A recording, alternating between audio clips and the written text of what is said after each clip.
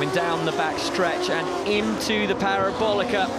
Fans making their way into the track for Grand Prix Sunday here at Monza. I've got to say, it was probably the easiest journey into the track I've had in a decade of coming to Monza this morning. It seems after 90 years of hosting races here, they finally figured out how to do the traffic.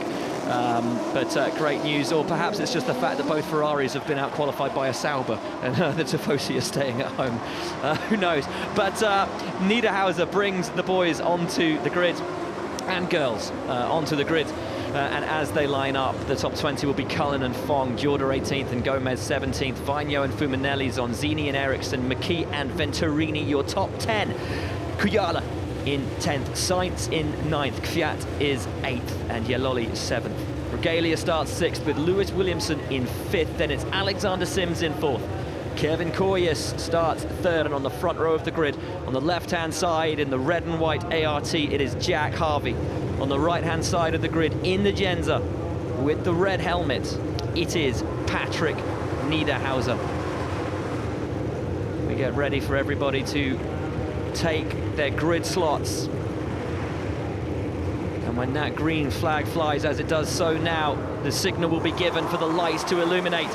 And for the final time at Monza, we're racing. Slow getaway from Niederhauser, he's stalled. Great getaway from Harvey. Sims manages to keep out of Cordius's way. Oh, and a big one into the back of Niederhauser there. But it is Harvey who leads down into the first chicane. Sims up into second, Regalia up into third. Oh, and over the back goes Cullen. And a big smash down there at the first chicane. And 2 Tridents in the mix of safety that car as well. Safety car, I would have thought, would be out. Lots of drivers running through the polystyrene markers. Safety car deployed. The lineup will be neutralized, and once again at the start of a GP3 race, unfortunately, a bit of play school there. Yeah, Niederhauser, difficulty getting off the line, and that sparked a bit of a chain reaction. And when the guy on pole stalls, he knew, didn't he? You could see him bracing for impact in the car. He knew that someone was going to hit him, because it is just so difficult. Even with the wide start-finish straight that we have here at Monza, there will be someone who's unsighted, and sadly, managed to get hit by someone coming from the back of the pack. But it was down into the first chicane that once again we had a Marussia involved in causing that, and I tell you, the damage to the back of that Genza, he's got away pretty light there. Has Niederhauser. That could have been absolutely massive.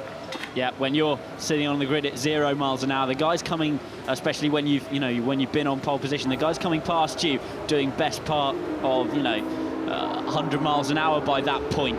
But there was a secondary incident, wasn't there, going down into the first chicane, and it'd be interesting to see that again, to see who exactly was caught out. Looked like the Marussia just caught out by the concertina effect of the cars in front on the way down to the Rettivilio chicane.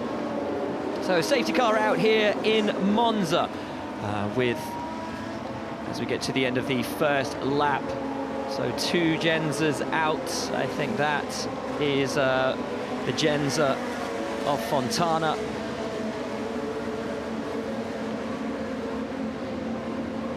And we're going to get a replay here as Fuminelli comes into the pits of the start. So Alex, if you call this one for us, mate, Niederhauser. So clearly you see Niederhauser not getting off the line well. Good start from Sims around the outside, and then the contact from the back we've spoken about, and here we go. So it looks like the Marussia on the inside.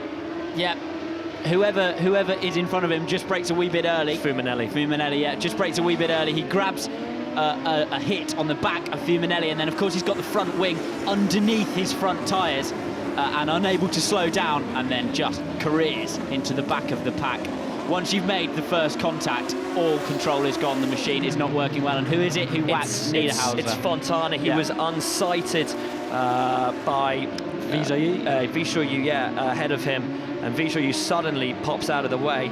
Oh, my word. And look at the catch fencing and the job it did there with that tyre flying, with the wheel flying off. And that is why those barriers are so important. You see all the fans standing behind it, and a great replay here as Cullen, having ridden over the back of Fuminelli, is powerless then to stop himself from flying into the back of Zonzini, of Venturini.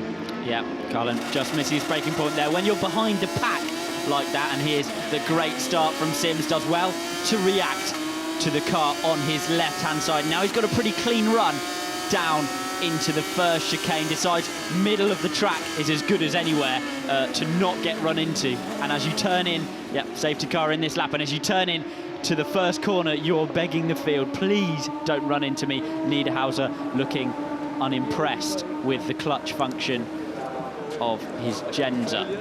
Then I tried everything to get the neutral back. Just tried everything to get neutral back. So it sounds like he might have had a bit of a clutch drag there, or a clutch slip.